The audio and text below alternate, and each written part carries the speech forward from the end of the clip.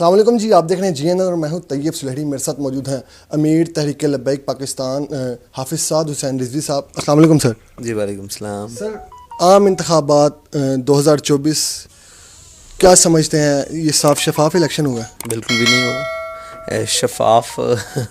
یہ الیکشن ہی نہیں ہوا، یہ سلیکشن ہوئی ہے. ہار گئے ہیں یا ہرایا گیا؟ مطلب عام طور پہ کینڈیڈیٹ ہارنے کے بعد کہتا ہے کہ مجھے ہرایا گیا، دھاندلی کی. آپ کیا کہیں گے؟ دیکھیں، وہاں الیکشن ہوا ہی نہیں، اور اس لیے نہیں ہوا کہ الیکشن کے بعد الیکشن مکمل ہوتا ہے رزلٹ اور کاؤنٹنگ اور گنتی کے بعد، اور ڈی آر او کے آفس میں اور سارے معاملات. تو جب وہاں ڈی آر او ہی نہیں موجود تھا اور وہ الیکشن کو اٹھا کر صبح 12 بجے الیکشن اپنی مرضی کے مطابق ہوا ہے، تو وہاں ہار جیت تو دوسری بات ہے، وہاں تو الیکشن ہوا ہی نہیں.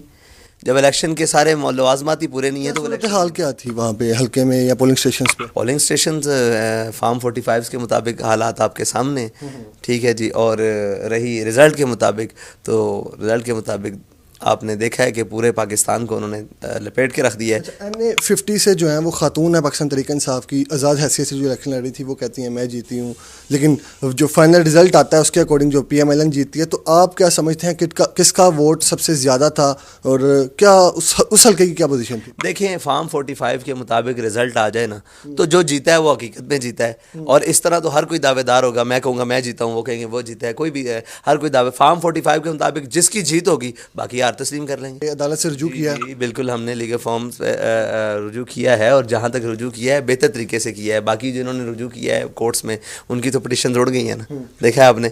تو ہم نے طریقہ کار سے رجوع کیا ہے، جہاں پہ بنتا تھا وہاں کیا ہے. پاکستان بھر میں جو ہیں وہ آزاد حیثیت سے لوگ جیتے ہیں، تو کیا آپ بطور سیاستدان کیا سمجھ رہے ہیں کہ کس جماعت کو سب سے زیادہ ووٹ پڑے؟ میں یہ سمجھتا ہوں تحریک لبیک پاکستان کو سب سے زیادہ ووٹ پڑے. اتنی مقبولیت ہونا اور اتنا عاشق رسول جو ہیں اور اتنی مطلب نوجوان کی عادت جو ہے وہ آپ کے ساتھ ہے، اس کے باوجود کیا سمجھتے ہیں آپ کو آگے نہیں آنے دیا جا رہا، یا کیا رکاوٹ کیا بن رہی ہے؟ او بھائی، رکاوٹ کیا بنتے ہیں کہ اپنے بھی خفا مجھ سے اور بیگانے بھی ناخوش، میں زہر ہلاہل کو کبھی کہہ نہ سکا کند.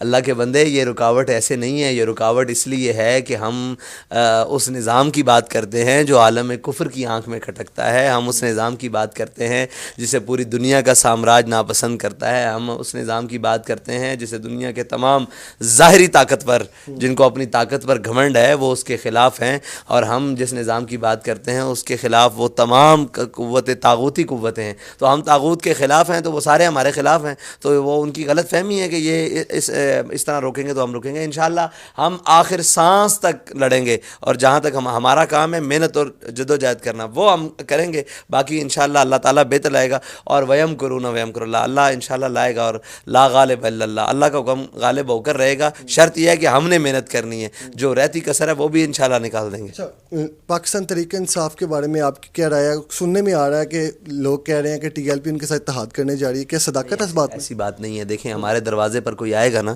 ہم سے کچھ بھی، آپ آئے ہیں میرے دروازے پر تو آپ انٹرویو کرنے آئے ہیں، تو میں اپنی بے شک جتنی مصروفیات ہیں میں آپ سے مل بھی رہا ہوں، اور آپ کی بات بھی سن رہا ہوں، آپ سے بات کر رہا ہوں. اس طرح ہمارے دروازے پر آئے کچھ لوگ، اور انہوں نے کہا کہ جی ہمیں فارم 45 چاہیے اور یہ چاہیے. ہم نے کہا جو ہمارے پاس ہے آپ کاپیز کروا کے لے جائیں. ان کو ضرورت تھی تو ہم نے دے دیا. ہمارے دروازے پر کوئی بھی آئے گا، ٹھیک ہے جی، اور پھر انہوں نے کہا جی ہم مظلوم ہیں، ہمارے لیے دعا کریں. آپ مظلوموں کے لیے کیا کرتے ہیں؟ تو میں نے کہا آپ دنیا میں کوئی مظلوم ہو، وہ فلسطین میں ہو، وہ دنیا کے کسی کونے میں ہو، وہ جناب اویور کے مسلمان ہوں، کہیں بھی ہوں، ہم مظلوم کے ساتھ. ایک آخری سوال میں آپ سے کرتا جاؤں کہ لوگ کہتے ہیں کہ جی تحریک لبیک جو ہے وہ پاکستان تحریک انصاف کے دور میں زیادہ احتجاج وغیرہ کرتی ہے، نون لیگ کے دور میں. اس نیریٹو کو کیسے دیکھتے ہیں، کیسے اس کو ڈینائی کریں گے؟